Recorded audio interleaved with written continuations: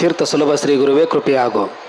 ಪ್ರಾತಸ್ಮರಣೀಯ ಜಗತ್ತಿನ ಎಲ್ಲ ಸಂತ ಮಹಂತರನ ದಾರ್ಶನಿಕ ಯುಗ ಪುರುಷರನ್ನೇನು ಹೃದಯ ಮಂದಿರದಲ್ಲಿ ಸ್ಮರಣೆಯನ್ನು ಮಾಡಿಕೊಂಡು ಕಾರಣಕ್ಕೆ ಕಾರಣೀಭೂತರಾಗಿರ್ತಕ್ಕಂತಹ ಅಪ್ಪ ಬೇಡಿದವರಿಗೆ ಇಷ್ಟಾರ್ಥ ಸಿದ್ಧಿಗಳನ್ನು ನೀಡುತ್ತಾ ಬಂದಿರುವ ಸದಾಶಿವಪ್ಪ ಚಂದ್ರಗಿರಿ ತಾಯಿಯ ಕರ್ತೃತ್ವ ಶಕ್ತಿಗೆ ಹಣ ಮಣಿದು ಶ್ರೀಮಠದ ಒಡೆಯರಾಗಿರ್ತಕ್ಕಂತಹ ಸರಳ ಸಜ್ಜನಿಕೆ ಸಾಕಾರ ಮೂರ್ತಿಗಳಾಗಿರುವಂತಹ ಮಾತೃ ಹೃದಯಗಳು ಶಿವಯ್ಯಪ್ಪನವರಲ್ಲಿ ಮಾದೇವತಾಯರಲ್ಲೂ ಕೂಡ ಭಕ್ತಿಯ ಶರಣಾರ್ಥಿಗಳ ಸಮರ್ಪಣೆಯನ್ನು ಮಾಡ್ತಾ ವಿವಾಹ ಮಹೋತ್ಸವ ಕಾರ್ಯಕ್ರಮದಲ್ಲಿ ವೈದಿಕ ಸೇವೆಯನ್ನು ಮಾಡ್ತಾ ಬಂದಿರತಕ್ಕಂಥ ವೇದಮೂರ್ತಿ ಬಸಯ್ಯ ಸ್ವಾಮಿಗಳಲ್ಲಿ ಮೊದಲುಗೊಂಡು ಎಲ್ಲ ಸಂಗೀತ ಬಳಗವೇ ಕಾರ್ಯಕ್ರಮ ಸಂಚಾಲನೆ ಮಾಡುತ್ತಿರುವಂಥ ಸಂಚಾಲಕರನ್ನು ಮೊದಲುಗೊಂಡು ನೆರೆದಿರುವಂಥ ಇವತ್ತು ವಧುವರರೇ, ಹಿರಿಯರೇ, ತಾಯಿಂದಿರೇ, ಮುದ್ದು ಮಕ್ಕಳೇ, ತಮಗೆಲ್ಲ ಶರಣು ಶರಣಾರ್ಥಿಗಳು.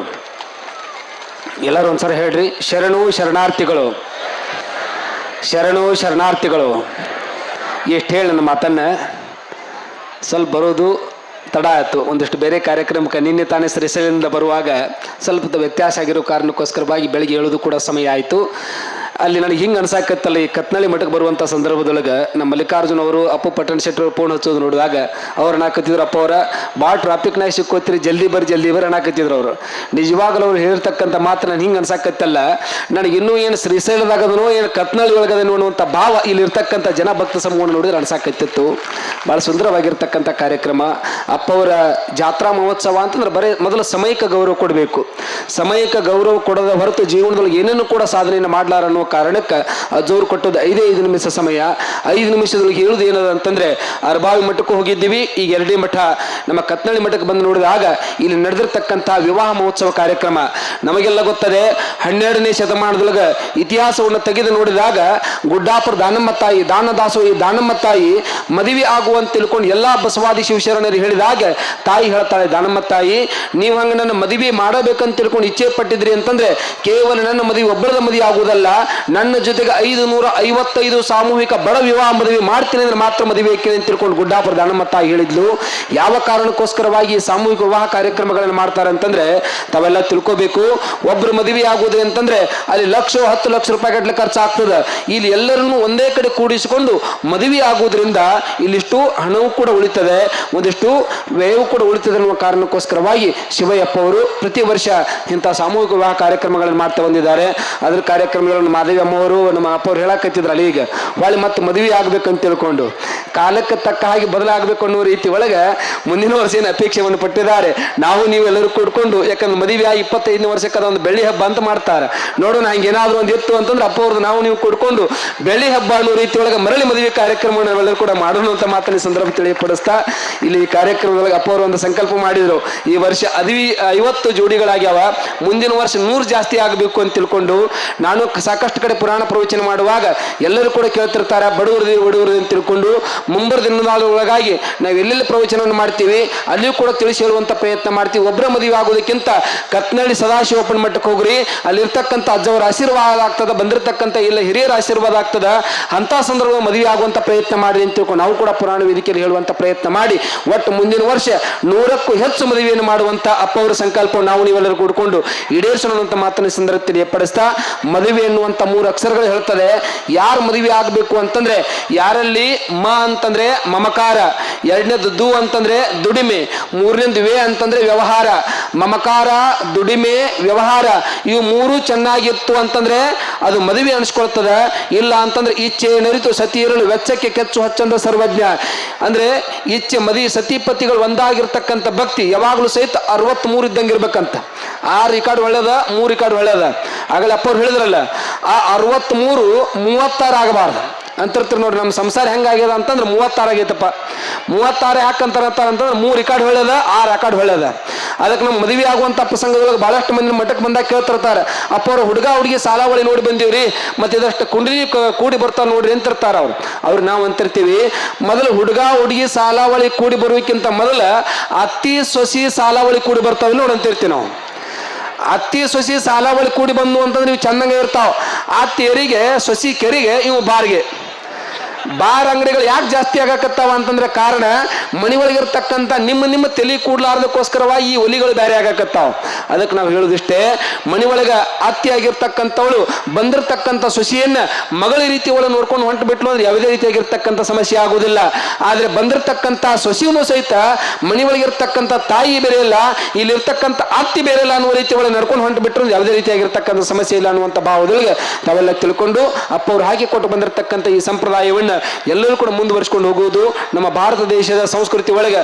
ನಾನು ಸಾಕಷ್ಟು ಜಾತ್ರೆ ಉತ್ಸವಗಳನ್ನು ನೋಡಿವಿ, ಆದರೆ ನಮ್ಮ ಬಬಲಾದಿ ಸದಾಶಿವಪ್ಪನ ಮಠದ ಪರಂಪರೆಯಲ್ಲಿ ಕತ್ನಳ್ಳಿ, ಅರಬಾವಿ, ಹನುಮಸಾಗರ, ನಮ್ಮ ಚಮಕೇರಿ ಸಾಕಷ್ಟು ಮಠಗಳಲ್ಲಿ ವಿಶೇಷವಾಗಿರ್ತಕ್ಕಂಥ ಜಾತ್ರಾ ಮಹೋತ್ಸವ.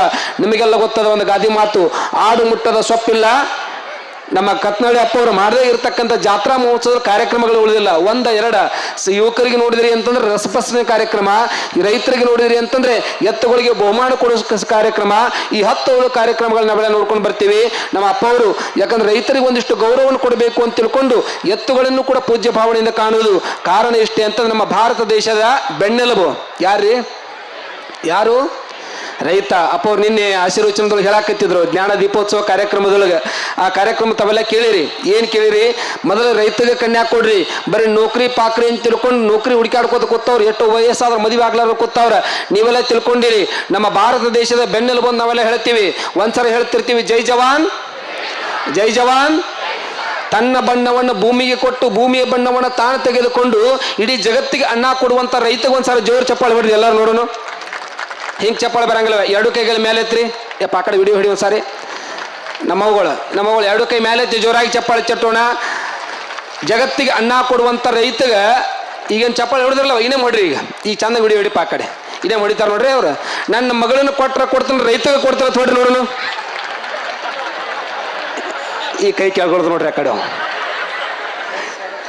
ಇನ್ನು ಹಿರಿಯರನ್ನ ಅಪ್ಪಗಳನ್ನ ಯಾಕೆ ಇಲ್ಲಿ ತಗೊಳಂಗಿಲ್ಲ ಅಂತಂದ್ರೆ ಅವರು ಏನೋ ಪಾಪ ನೀವೇನು ಹೇಳ್ತಾರೆ ಅದಕ್ಕೆ ಹೊಂದ್ ಬಿಡ್ತಾರ. ಅವ್ರು ವಿಚಾರ ಮಾಡಿರ್ತಾರೆ ನಮ್ಮಾಗಿ ಅವನು ಕೂಡ ರೈತ ಅದ ಅಂತ ತಿಳ್ಕೊಂಡು ಕೊಡ್ಬೇಕಂತ ತಿಳ್ಕೊಂಡು ಅವ್ರು ಒಂದು ಮಾಡಿರ್ತಾರೆ. ನೀವು ಅದು ನೋಡ್ರಿ ನಮ್ಮ ಮಗಳು ನಾವು ಪಟ್ಟ ಕಷ್ಟ ಅವ್ರು ಪಡಬಾರ್ದು ಅಂತ ತಿಳ್ಕೊಂಡು ನೀವೇನು ಇವತ್ತಿನ ದಿವಸ ರೈತಗೆ ಕನ್ಯಾ ಕೊಡಬಾರ್ದು ಅಂತ ತಿಳ್ಕೊಂಡು ವಿಚಾರ ಮಾಡಕತ್ತಿರಲ್ಲ. ನಿಮಗೆಲ್ಲ ಗೊತ್ತಿರಬೇಕು, ನಮ್ಮ ಜಗತ್ತಿನ ಬಹಳ ದೊಡ್ಡ ಶ್ರೀಮಂತ ಬಿಲ್ಗೇಟ್ಸ್ ಅನ್ನುವಂಥ ಒಬ್ಬ ಶ್ರೀಮಂತ ವ್ಯಕ್ತಿ ಇವತ್ತು ಎಲ್ಲಾ ಹಳ್ಳಿಗಳಿಗೆ ಅಡ್ಡಾಡಿ 50,000 ಎಕರೆ ಭೂಮಿಗಳನ್ನು ಖರೀದಿ ಮಾಡಕತ್ತಾನೆ. ಕಾರಣ ಇಷ್ಟೇ, ಮುಂದೊಂದು 5 ವರ್ಷಕ್ಕೆ ನೀವೆಲ್ಲ ತಿಳ್ಕೊಂಡಿರ್ಬೇಕು, ಮಕ್ಕಳು ಡಾಕ್ಟರ್ ಆಗಲಿ ಇಂಜಿನಿಯರ್ ಆಗಲಿ ಅಂತ ತಿಳ್ಕೊಂಡು ನೀವೇನು ಓದ್ಸಾಕತ್ತಿರಲ್ಲ. ಒಂದು ಸಾರಿ ಯಾವ್ದಾದ್ರು ವೃದ್ಧಾಶ್ರಮಕ್ಕೆ ಹೋಗಿ ಭೇಟಿ ಕೊಟ್ಟು ನೋಡ್ರಿ. ಆ ವೃದ್ಧಾಶ್ರಮದೊಳಗೆ ಆ ತಂದೆ ತಾಯಿಗಳನ್ನ ಹೋಗಿ ಕೇಳ್ರಿ, ನಿಮ್ಮ ಮಗ ಏನು ಮಾಡ್ತಾನೆ ಅಂತ ತಿಳ್ಕೊಂಡು ಕೇಳಿದ್ರೆ ಆ ತಂದೆ ತಾಯಿಗಳು ಹೇಳ್ತಾರೆ, ನನ್ನ ಮಗ ಡಾಕ್ಟರ್ ಅದಾನ, ನನ್ನ ಮಗ ಇಂಜಿನಿಯರ್ ಅದಾನ, ನನ್ನ ಮಗ ದೊಡ್ಡ ತಹಶೀಲ್ದಾರ್ ಅದಾನ, ದೊಡ್ಡ ವ್ಯಕ್ತಿ ಅದಾನ ಅಂತ ತಿಳ್ಕೊಂಡು ಎಲ್ಲರೂ ಆ ತಂದೆ ತಾಯಿಗಳು ಹೇಳ್ತಾರೆ. ಯಾವುದೇ ವೃದ್ಧಾಶ್ರಮದೊಳಗೆ ಯಾವ ತಂದೆ ತಾಯಿಗಳು ಇಲ್ಲಿವರೆಗೆ ಹೇಳಿಲ್ಲ ನನ್ನ ಮಗ ರೈತ ಅದಾನ ಅಂತ ತಿಳ್ಕೊಂಡು. ಯಾವ ರೈತನು ಸಹಿತ ತಂದೆ ತಾಯಿಗಳನ್ನು ವೃದ್ಧಾಶ್ರಮ ಇಟ್ಟಿರ್ತಕ್ಕಂಥ ಉದಾಹರಣೆಗಳಿಲ್ಲ. ಆ ಕಾರಣಕ್ಕೋಸ್ಕರವಾಗಿ ನಾವು ಹೇಳುವುದು, ನಮ್ಮ ದೇಶದ ಬೆನ್ನೆಲುಬಾಗಿರ್ತಕ್ಕಂಥ ರೈತನ ಬೆಳೆಸುವಂತ ಪ್ರಯತ್ನ ಮಾಡೋಣ ಅಂತ ತಿಳ್ಕೊಂಡು ತಮಗೆಲ್ಲ ತಿಳಿಪಡಿಸ್ತಾ, ಇಲ್ಲಿ ಸಾಕಷ್ಟು ನವವಿವಾಹಿತರಾಗಿರ್ತಕ್ಕಂಥ ಮದುವೆ ಮಾಡ್ಕೊಂಡು ಬಂದಿರತಕ್ಕಂಥ ಎಲ್ಲರಿಗೂ ಹೇಳುವುದಿಷ್ಟೇ. ಅಪ್ಪ ಅವರು ತಮಗೂ ಕೂಡ ಹೇಳಿದ್ರು, ಯಾಕಂದ್ರೆ ಸಂಸಾರ ಅಂತಂದ ಮೇಲೆ ಒಂದು ಮಾತು ಬರ್ತಿರ್ತದೆ, ಒಂದು ಮಾತು ಹೋಗ್ತಿರ್ತದೆ. ನೀವೆಲ್ಲ ಹೇಳ್ತಿರ್ತೀರಿ ನೋಡ್ರಿ, ಎಲ್ಲಾರ ಮನೆ ದ್ವಾಸಿ ಏನ್ರಿ? ಎಲ್ಲಿ ಪ್ರೀತಿ ಜಾಸ್ತಿ ಇರ್ತದೆ ಅಲ್ಲಿ ಜಗಳ ಇರ್ತದೆ, ಜಗಳ ಇದ್ದಲ್ಲಿ ಪ್ರೀತಿ ಇರ್ತದೆ. ಹಾಗಾಗಿ ಒಂದಿಷ್ಟು ಜಗಳ ಇದ್ದಾಗ ಪ್ರೀತಿಯಿಂದ ಜಗಳಾಡ್ರಿ. ಜಗಳ ಬಂದಾಗ ಎಂಥ ಸಂದರ್ಭ ಬಂದ್ರು ಸಹಿತ ನಿಮ್ಮ ಮನಿ ಹೊರ್ಸ್ಲಾ ದಾಟ್ಲಾರ್ದಂಗೆ ನೋಡ್ಕೊಳ್ರಿ.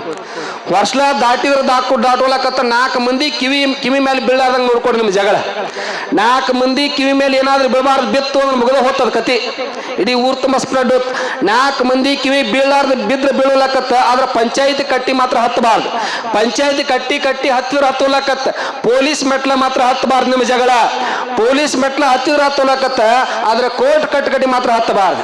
ಈ ಕಡೆ ಜಮೀನಿಲ್ಲ, ಈ ಕಡೆ ಜಾಮೀನಿಲ್ಲ, ಒಣ ಜನತ್ರ ಅಡ್ಡಾಡ್ಕೊತ ಹೋಗುವಂತ ಪರಿಸ್ಥಿತಿ ಆಗಬಾರ್ದು ಅನ್ನೋ ಕಾರಣಕ್ಕೋಸ್ಕರವಾಗಿ ಅಪ್ಪವರು ತಮಗೆಲ್ಲ ಆಜ್ಞೆ ಮಾಡಿದ ಹಾಗೆ ತಾವೆಲ್ಲರೂ ಸಹಿತ ಇಲ್ಲಿ ಮದುವೆ ಮಾಡ್ಕೊಂಡಿರ್ತಕ್ಕಂಥ ಎಲ್ಲಾ ವಿವಾಹಿತರು ತಿಳ್ಕೊಳ್ಳಿ, ನಿಮ್ಮ ಮನೆಯೊಳಗಿರ್ತಕ್ಕಂಥ ಹಿರಿಯರು ಅವ್ರನ್ನ ಒಂದಿಷ್ಟು ಗೌರವಿಸ್ರಿ. ನಿಮ್ಮ ಅತ್ತಿ ಮಾವ, ನಿಮ್ಮ ತಂದೆ ತಾಯಿ ಇವರನ್ನ ಗೌರವದಿಂದ ಕಾಣ್ರಿ. ಯಾಕಂದ್ರೆ ಹಿರಿಯರು ಹಾಕಿಕೊಟ್ಟು ಬಂದಿರತಕ್ಕಂಥ ಪರಂಪರೆ ನಾವು ನಡೆದಿದ್ದಕ್ಕೆ ಆಯಿತು ಅಂತಂದ್ರೆ ಒಂದಿಷ್ಟು ಮನೆಯೊಳಗೆ ಸಂಸ್ಕೃತಿ ಪರಂಪರೆ ಉಳಿಲಿಕ್ಕೆ ಸಾಧ್ಯ ಆಗ್ತದೆ. ಮತ್ತಿನ್ನು ಹಿರಿಯರಾಗಿರ್ತಕ್ಕಂಥವ್ರು ನೀವು ಸಹಿತ ಕಿರಿಯರನ್ನ ಗೌರವದಿಂದ ಕಾಣ್ರಿ. ಯಾಕಂದ್ರೆ ಒಂದು ಗಾದಿ ಮಾತೈತ್ ನೋಡ್ರಿ, ಹಿರಿಯಕ್ಕನ ಚಾಳಿ ಏನವ? ಹಿರಿಯಕ್ಕನ ಚಾಳಿ ನೀವು ಮನೆಯೊಳಗೆ ಹಿರಿಯರು ಹೆಂಗಿರ್ತೀರಿ ನಿಮ್ಮನ್ನು ನೋಡಿ ನಿಮ್ಮ ಮಕ್ಕಳು ಕಲಿತಿರ್ತಾವ, ನಿಮ್ಮ ಮೊಮ್ಮಕ್ಕಳು ಕಲಿತಿರ್ತಾರ. ನಾ ಬಹಳಷ್ಟು ಪ್ರವಚನದಲ್ಲಿ ಈ ಕಾರ್ಯವನ್ನು ಮಾಡಿಸ್ತಿರ್ತೀನಿ. ಒಂದು ಪ್ರಶ್ನೆ ಕೇಳ್ತೀನಿ, ನಿಮ್ಮ ಮನೆಯೊಳಗೆ ನಿಮ್ಮ ಮಕ್ಕಳು ಹೇಳಿದಂಗೆ ಮಾಡ್ತಾವ ಏನು ಮಾಡಿದಂಗೆ ಮಾಡ್ತಾವ? ನಾವು ಕೂಡ ಮಾತಾಡ್ಬೇಕು, ಸಮಯ ತಪ್ಪವ್ರದು. ಕೊನೆಯದಾಗಿ ಹೇಳಿದಂಗೆ ಮಾಡ್ತಾವ ಮಾಡಿದಂಗೆ ಮಾಡ್ತಾವಿಲ್ರಿ? ಸುಮ್ಮನೆ ಕೈ ಮುಂದೆ ಮಾಡ್ರಿ, ಎಲ್ಲರೂ ಕೈ ಮುಂದೆ ಮಾಡ್ರಿ. ನಾ ಹೇಳ್ದಂಗೆ ಮಾಡ್ರಿ, ಯಾವ ಈ ಕಡೆ ಲಕ್ಷ ಕೊಡ್ರಿ. ನಾ ಹೇಳ್ದಂಗೆ ಮಾಡ್ರಿ, ಕೈ ಮ್ಯಾಗ ಮಾಡ್ರಿ. ಅದ್ರೊಳಗೆ 4 ಬೆರಳು ಮಾಡ್ತೀರಿ, 1 ಬೆರಳು ಅಷ್ಟೇ. ಹಂಗೆ ಈಗ ಹಿಂಗೆ ತೋರಿಸ್ತಿರ್ತಿರಲ್ಲ, ಆ ಬೆರಳು ಮುಂದೆ ಮಾಡ್ರಿ. ನಾ ಹೇಳ್ದಂಗೆ ಮಾಡ್ಬೇಕಾ? ನಾ ಹೇಳ್ದಂಗೆ ಮಾಡ್ರಿ. ಆ ಬೆರಳು ತಗೊಂಡು ಬಂದು ಗದ್ದದ ಮೇಲೆ ಇಟ್ಕೊಡ್ರಿ. ಚಂದಾಗ ವಿಡಿಯೋ ಮಾಡಪ್ಪ ಅವ್ರದ್ದು. ಗಾದ್ ಯಾವುದು ಹಣಿ ಯಾವುದು ಗೊತ್ತಿಲ್ಲ, ನಿಮ್ಮ ಮನೆ ಬರ್ಕ. ನಾ ಹೇಳ್ದಂಗೆ ಮಾಡಿದಂಗೆ ಮಾಡಿ ಹೇಳಿದ್ನೆ. ಮತ್ತು ನೀವೇನು ಮಾಡಿದಿರಿ? ನಿಮ್ಮ ಮನೆ ಸಂಸಾರ ಇಷ್ಟೇ. ನೀವು ಹಿರಿಯರು ಹೆಂಗಿರ್ತೀರಿ, ನಿಮ್ಮ ಮನೆ ಒಳಗೆ ಕಿರಿಯರು ಆ ರೀತಿ ಒಳಗೆ ಇರ್ತಾರೆ ಅಂತ ತಿಳ್ಕೊಂಡು ಅಪ್ಪವರ ಮಾರ್ಗದರ್ಶನದೊಳಗೆ ಸದಾಶಿವಪ್ಪನ ಆಶೀರ್ವಾದ ಸದಾವಕಾಲ ನಮ್ಮಲ್ಲಿ ಮೇಲೆ ಸದಾವಕಾಲ ಇಲ್ಲಿ ಅಂತ ತಿಳ್ಕೊಂಡು ಪ್ರಾರ್ಥನೆಯನ್ನು ಮಾಡ್ತಾ ನಮ್ಮನ್ನು ಕೂಡ ಕರೆಸಿ 4 ಮಾತುಗಳನ್ನು ಹಂಚಿಕೊಳ್ಳಕ್ಕೆ ಅವಕಾಶ ಮಾಡಿಕೊಟ್ಟಿರ್ತಕ್ಕಂಥ ಪೂಜ್ಯರಿಗೂ ತಮಗೆಲ್ಲರೂ ಕೂಡ ಮತ್ತೊಮ್ಮೆ ಶರಣಾರ್ಥಿಗಳು. ಈವರೆಗೆ ಮೌಲ್ಯಯುತವಾದಂತಹ ಆಶೀರ್ವಚನವನ್ನು ನೀಡಿದ ಸಮ್ಮುಖ ವಹಿಸಿದ ಪೂಜ್ಯರಿಗೆ ಅನಂತ ನಮನಗಳನ್ನು ಸಲ್ಲಿಸ್ತಾ, ಇದೇ ರೀತಿಯಾಗಿ ಪೂಜ್ಯರಿಂದ ಆಶೀರ್ವಾದವನ್ನು ಪಡೆದಿರ್ತಕ್ಕಂತಹ ಬಂಗಾರಮ್ಮ ಸಜ್ಜನ್ ಮಹಾದಾನಿ ಅವರ